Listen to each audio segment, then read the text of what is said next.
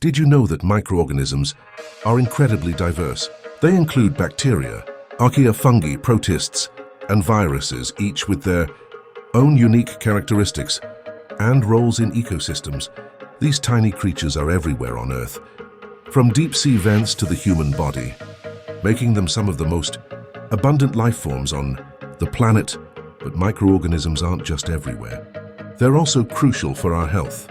Good bacteria, for example, aid in digestion, produce vitamins, and protect against harmful pathogens.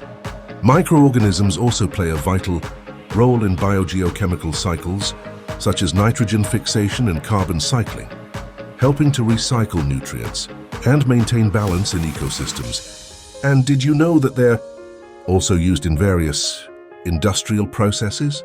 Microorganisms are used in fermentation to produce bread, beer, and yogurt, as well as in bioremediation to clean up oil spills and pollutants. They're even used in biotechnology to produce medicines and enzymes.